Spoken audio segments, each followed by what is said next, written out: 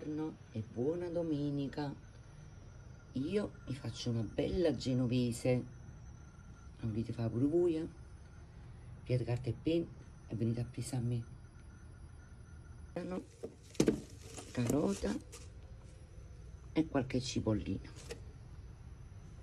Ecco qua, iniziamo a far soffriggere come se fosse un misto per soffritto.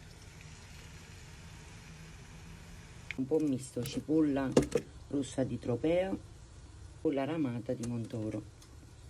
Adesso uniamo la carne, diamo il muscolo, non lo so dalle vostre parti come si chiama, anche un pezzo di corazza, quella là per fare il brodo, che vedete ti lascia un po' di grasso ed è molto saporita. Facciamo soffriggere bene.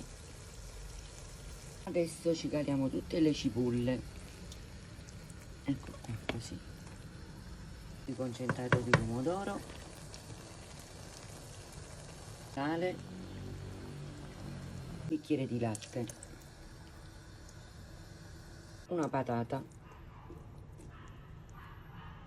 copriamo e ci vediamo fra un paio d'ore per il secondo passaggio. Dopo circa, ragazzi, 2 ore, un bello bicchiere di vino bianco, guardate che bello colore sta genovese, guardate.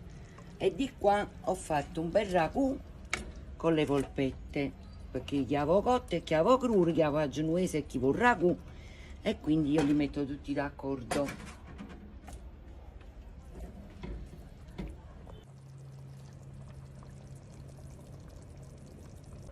Vedi? Metti una sta genovese, vedi? Guarda che bellissima. Il ragù è pronto con le polpette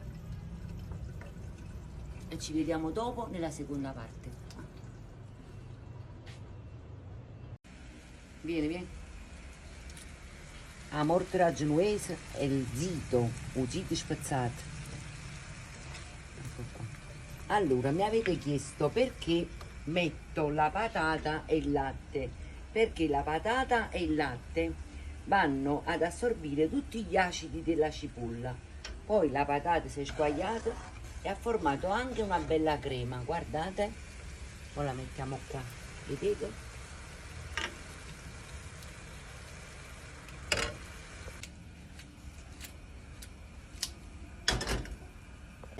Parmigiano, un po' di pepe e andiamo che è pronti, che bellissima, dai.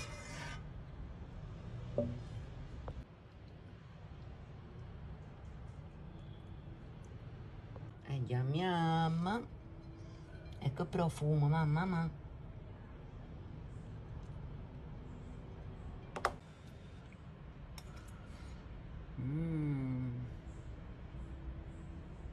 E mo, buona domenica e buona giornata a tutti quanti.